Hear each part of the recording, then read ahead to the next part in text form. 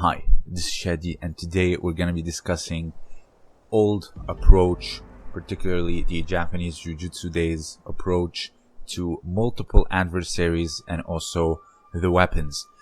This is an in-depth writing done by Sugawara Sadamoto, where he explains what you should do when it comes to these particular two situations. These are situations that are still being discussed till this day. So many myths and I would say inaccuracies about Japanese Jiu-Jitsu that are being said.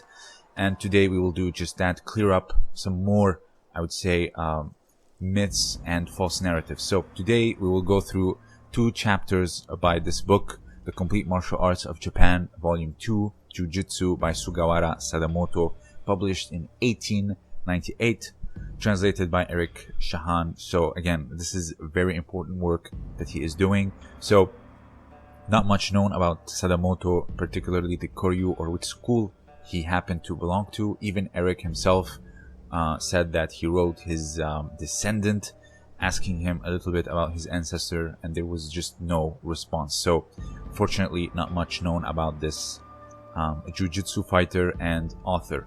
So what we will do today, again, like I said, go through 2 chapters, one particularly about it's called Shin-gi, or Truth and Falsehood in Jiu-Jitsu. So the title alone is very promising. And the second one is about weapons. So the first chapter, he's talking basically about Jiu-Jitsu being more technique, not so much about being rigid and strength. And at the same time, he mentions what you should do in the case of multiple adversaries. So here he says, Jiu-Jitsu is best described as a set of techniques that allow you, a person of inferior physical strength, to, when faced with a person of exceptional strength, achieve victory by responding flexibility to rigid power. He goes on to say, for example, you should know that a maiden or young girl of 17 or 18 years of age throwing a full-grown man down flat on his back is in no way mysterious. Novels and so forth contain depictions of those on Musha Shugyo or on the path of intense martial arts training, fighting numerous people at the same time. If the hero is able to take hold of them, they are rapidly thrown to the ground. The reality is that such samurai are not in possession of some great supernatural strength. Rather, it is testament to the strength of their technique.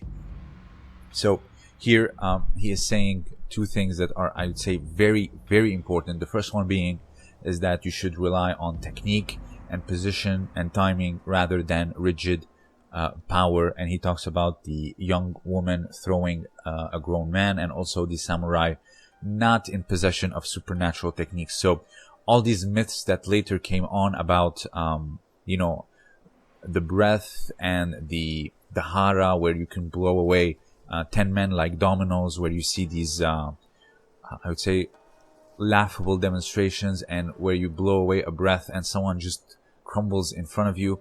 Again, these, I don't know where they came from, but a lot of people are benefiting from them. But a lot of people say that in the old days people thought in these things, and I'm so glad that we got over it. Well, this is not true. Again, at least not in Japan. Again, I don't know what happens in other countries that had martial arts, but when it comes to Japan, I would say they were very reasonable, and they knew what they were doing in terms of training techniques, what worked, what doesn't. He goes on to say the reason, he says, winning or losing between the 2 opponents is decided by strength alone. Jiu-Jitsu is about technique. He says Jiu-Jitsu is not a system where winning or losing is decided by strength alone. He says it's about technique. The reason the above is false is that were it to be true, then a person of great physical strength would invariably win against a person of weaker strength. And then he goes on to say it's Jiu-Jitsu, flexible technique, and not Go-Jutsu, rigid technique. So he's basically emphasizing that the importance of technique is very important. So when you see, for example, a match in All Japan, a -60 guy beating a -100 guy by simply dropping between the legs and flipping them for serenage, this is what he means. also here's the part about the multiple adversaries. So he says, if you are knowledgeable in jiu-jitsu and suddenly come under attack by multiple adversaries, then fleeing is the only option. You can make use of any natural obstructions that may be around. You may be able to leap over some, or in the case of tree or bamboo, you can scale them up. Perhaps even the bamboo itself can be used to successfully traverse swamps or swampy areas. Thus, in some of these cases, a direct confrontation does not even take place. He says, thus, in some of these cases, a direct confrontation does not even take place. I did recently, I think a while back, a video about multiple opponents, and I said how to increase your chances of survival. I didn't say, how to beat them and this is the successful way. I was basically talking about being constantly on the move, not static, and also probably shielding someone. And if you have a weapon that has range, like an umbrella or a long stick, that could help, like in the old days where they used their sword to create space and distance, because if there's no distance, that's when they truly get you. And again, this is about increasing your chance of survival. This is what I said in my video. And here he's saying that fleeing is the only option, and also a direct confrontation does not even take place. And he's talking about running away and using natural elements to help you get away even faster, like bamboo, through swampy areas. So again, these people thought, I would say, just like us. It wasn't like our generation is far more, I would say, far more knowledgeable, or far more alert of this stuff. And back then they were relying on old myths and supernatural powers, or delusional beliefs, basically. So again, this book is very eye-opening, 1898, and he's talking about the stuff that we are always and constantly talking about when it comes to multiple attackers. So now let's go to the weapons section, where he discusses how again, this chapter is very short, but at the same time is very reflective of the time period, but it can be nonetheless very helpful. So he says, nowadays there are Western swords. It's called, by the way, Jujutsu is a shapeless system for defending the body. This is the chapter. He says, nowadays there are Western swords, cannons, rifles, as well as shikomitsu, or walking sticks with the sword concealed inside, and things like small pistols. He says, should you not carry a lethal weapon on your person, then Jujutsu is the only thing that remains for self-defense against assailants.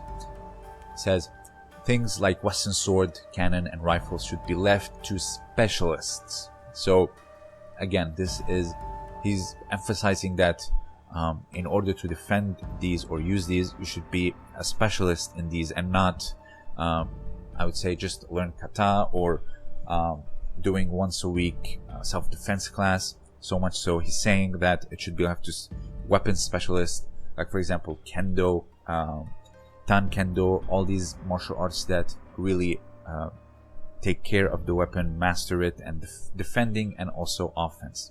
He says, average people most likely go about unarmed, and if you were to find someone who carries a sword concealed, or a walking stick, or a pistol, this is hardly the norm and would not represent most people.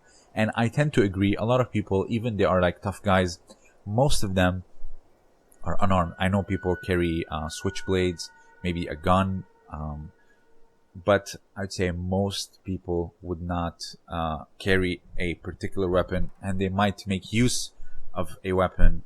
For example, they break their beer bottle and then attempt to attack you if they are drunk and they have no good intentions. But mostly people do not master weapons and then carry them with them, like in the old days where they would carry a wakizashi, or a short sword, or a tabisashi, a travel knife, for quote-unquote on-the-road protection. He says nowadays people go around marugoshi, or nothing about the waist, which means unarmed. Such people have absolutely no mechanism for self-defense, and he is correct. So he says, if the unthinkable occurs and they encounter danger along the way, by what means will they escape? In this situation that Jujutsu come into play. So he's talking about unarmed confrontation. He says if you don't have weapons, then jujitsu is your only way. So again, this is very eye-opening, like I mentioned. So he says you either travel with weapons, and you should be a specialist for them, like the pistol, the knife, the wakizashi, the short sword, and also if unarmed, it's jujitsu. So a lot of these books, like in his book in particular, you can see a lot of depictions of sword and short sword kata, or exercises, how you defend them, how you come about. But again, I'm pretty sure he did randori, not just kata that are in this book.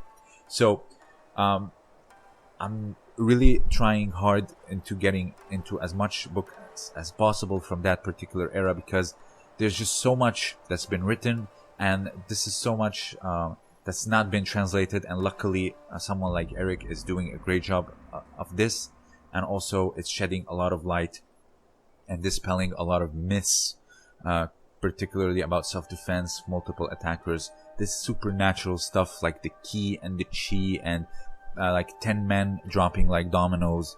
All these, they were just not true, and none of them in that particular generation believed in any of that stuff. So if you have anything else to add, please let me know down below. I'll leave a link for Eric's books in the description below, as well as Josh Simon's shop, of course. And consider supporting me on Patreon. I have exclusive content for the patrons only. I post there once a week, and also for a one-time donation, there's the super thanks button now available. Your support would be greatly appreciated. So if you have anything else to add, please let me know. This was Shadi, and thank you for listening.